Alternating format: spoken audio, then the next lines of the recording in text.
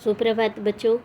आज हम कक्षा 7 के इतिहास विषय का पाठ 10 18वीं शताब्दी में नए राजनीतिक गठन का आगे का प्रकरण राजपूतों की वतन जागीरी के बारे में पढ़ेंगे।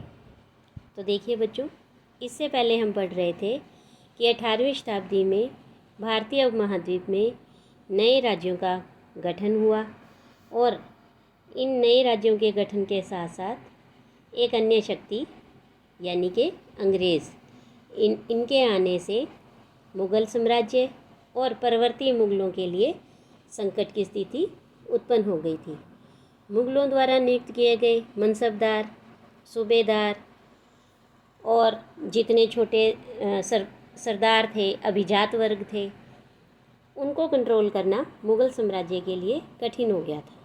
और इन्हीं संकटों के बीच कई विदेशी आक्रमणकारियों ने दिल्ली पर आक्रमण भी किए थे और इस तरह से मुग़ल साम्राज्य पर चारों ओर दबाव पड़ने लगा। और इसी दबाव के चलते कई प्रकार के जो क्षेत्रीय राज्य थे वो उभर कर स्वतंत्र होने लगे।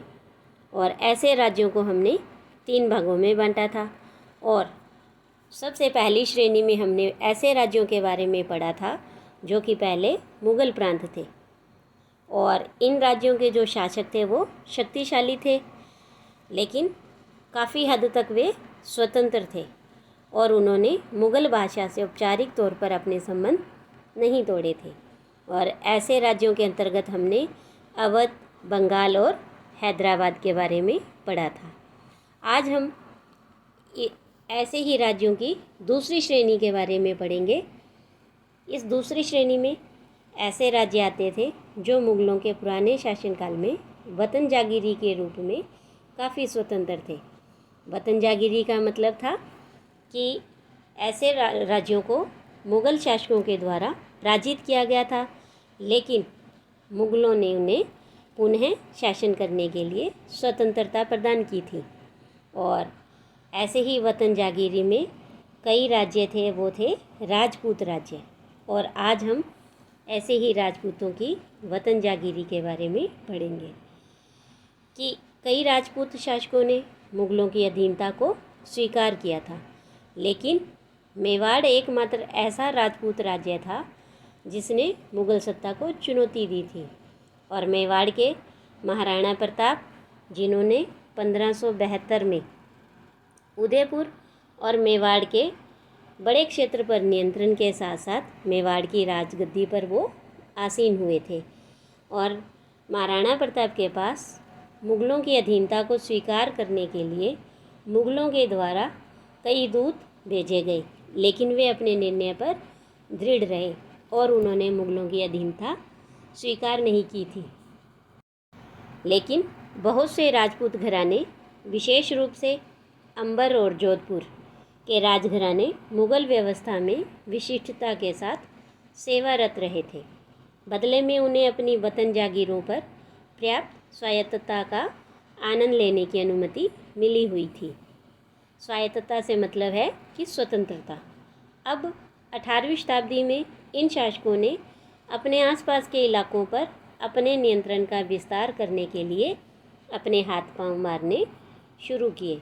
और जोधपुर के राजा अजीत सिंह ने भी मुग़ल दरबार की गुटिया राजनीति में अपने पैर फंसा दिए थे। इन प्रभावशाली राजपूत घरानों ने गुजरात और मालवा के लाभदायक सूबों की सूबेदारी का दावा किया और जोधपुर के राजा अजीत सिंह को गुजरात की सूबेदारी और अंबर के राजा सवाई राजा जय सिंह को मालवा की सूबेदारी मिल गई थी। बादशाह जहांदर शाह ने 1713 में इन राजाओं के इन पदों का नवीकरण कर दिया और उन्होंने अपने वतनों के पास पड़ोस के शाही इलाकों के कुछ हिस्सों पर कब्जा करने की भी कोशिशें की। जोधपुर राजघराने ने नागौर को जीत लिया और उसे अपने राज्य में मिला लिया। और दूसरी ओर अंबर ने भी बूंदी के बड़े बड़े हिस्सों पर अपना कब्जा कर लिया था।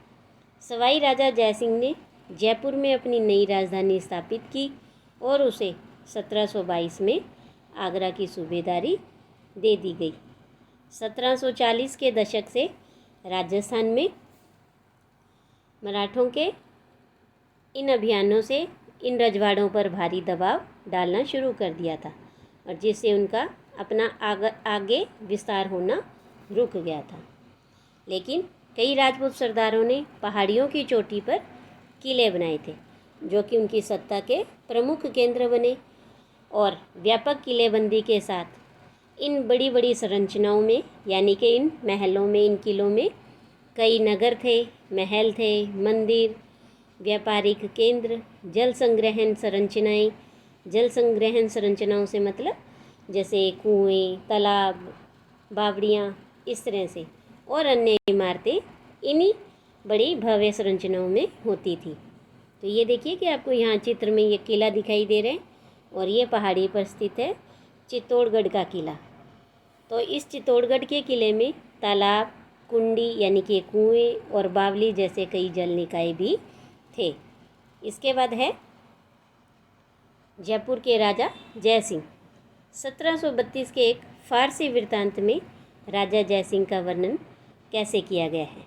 तो ये देखिए कि राजा जय सिंह अपनी सत्ता की चरम सीमा पर थे और 12 वर्ष के लिए वे आगरे के सूबेदार रहे और 5 या 6 वर्ष के लिए मालवा के सूबेदार रहे। उनके पास विशाल सेना, तोपखाना और भारी मात्रा में धन संपदा थी। उनका प्रभाव दिल्ली से लेकर नर्मदा के तट तक फैला हुआ था।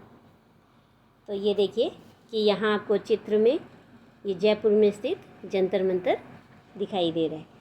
तो अंबर के शासक स्वाई जय सिंह ने दिल्ली, जयपुर, उज्जैन, मथुरा और वाराणसी इन 5 स्थानों पर खगोलीय वेधशालाओं का निर्माण किया और इन्हें जंतर मंतर के नाम से जाना जाता है। ये जंतर मंतर के नाम से विख्यात हैं और इन वेधशालाओं में खगोलीय पिंडों के अध्ययन हेतु कई उपकरण भी हैं।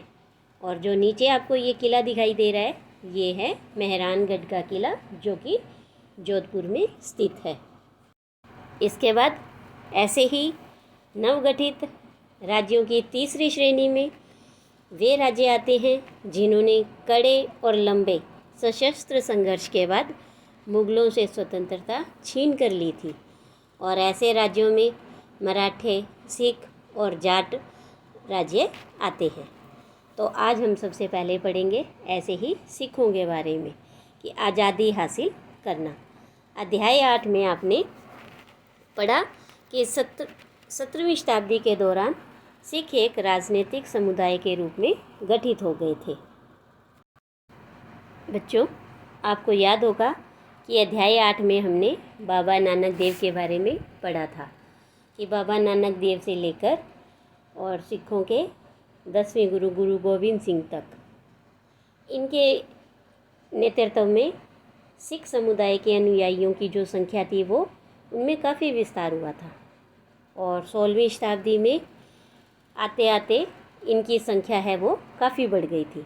तो मुग़ल सम्राट जहांगीर है वो इस समुदाय को मुग़ल साम्राज्य के लिए एक संभावित खतरा मानता था और उसने 1606 में गुरु अर्जुन को मृत्यु दंड देने का आदेश भी दिया था और इस तरह से 17वीं शताब्दी में सिख आंदोलन का राजनीतिकरण शुरू हुआ था और 1699 में गुरु गोविंद सिंह जी ने खालसा की संस्था का निर्माण किया और जिसे खालसा पंथ के नाम से जाना गया था।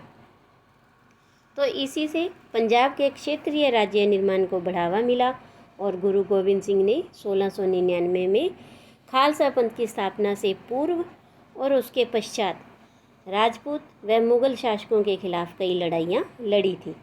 1708 में गुरु गोविंद सिंह की मृत्यु के बाद बंदा बहादुर के नेतृत्व में खालसा ने मुग़ल सत्ता के खिलाफ विद्रोह किए और उन्होंने बाबा गुरु नानक और गुरु गोविंद सिंह के नामों वाले सिक्के गढ़कर अपने शासन को सार्वभौम बताया।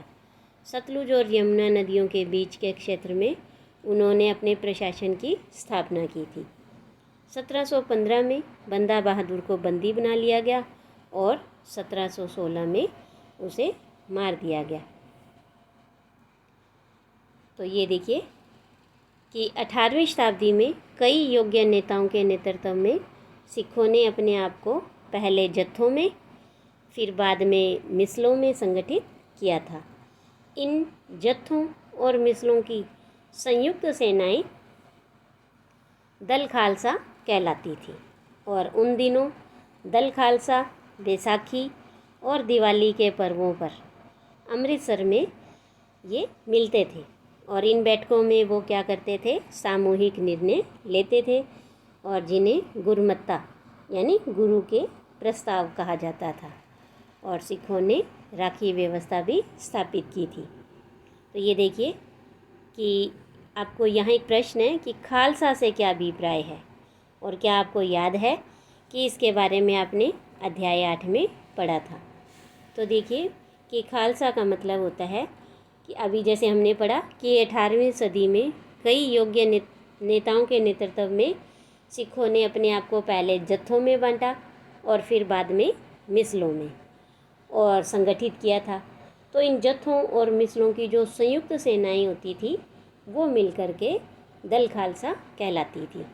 और अध्याय 8 में भी हमने पढ़ा था कि 1699 में गुरु गोविंद सिंह जी ने खालसा की संस्था का निर्माण किया था और इसे खालसा पंथ के नाम से जाना गया था। अब इसके बाद देखिए कि यहाँ पर ये नीचे एक चित्र है जो कि महाराजा रणजीत सिंह की तलवार का चित्र है और ये यहाँ पर इस तरफ जो चित्र आपको दिखाई दे रहा है ये हैं सिखों के 10वें गुरु गुरु गोविंद सिंह जी। तो अब हम यहाँ पढ़ रहे थे कि सिखों ने राखी व्यवस्था भी स्थापित की थी और जिसके अंतर्गत किसानों से उनकी उपज का 20% कर के रूप में लेकर बदले में उन्हें संरक्षण प्रदान किया जाता था। तो गुरु गोविंद सिंह ने खालसा को प्रेरित किया था कि शासन उनके भाग्य में है, यानी राज करेगा खालसा। अपने सुनियोजित संगठन के कारण खालसा पहले मुग़ल सूबेदारों के खिलाफ, फिर अहमद शाह अब्दाली के खिलाफ सफल विरोध प्रकट कर सका था। अहमद शाह अब्दाली ने मुग़लों से पंजाब का समृद्ध प्रांत और सरहिंद की सरकार को अपने कब्जे में कर लिया था। खालसा ने 1765 में अपना सिक्का गढ़कर सार्वभौम शासन की घोषणा की और यह महत्वपूर्ण है कि सिक्के पर उत्कीर्ण शब्द वही थे जो बंदा बहादुर के समय में खालसा के आदेशों में पाए जाते थे। और 18वीं शताब्दी के अंतिम भाग में सिख इलाके सिंधु से यमुना तक फैले हुए थे, यद्यपि ये विभिन्न शासकों में बंटे हुए थे और इनमें से एक शासक महाराणा रणजीत सिंह ने विभिन्न सिख समूहों में फिर से एकता कायम करके 1799 में लाहौर को अपनी राजधानी बनाया था और लाहौर अभी वर्तमान पाकिस्तान में स्थित है।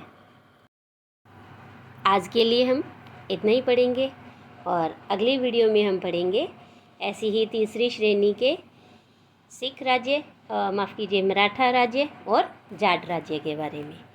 धन्यवाद।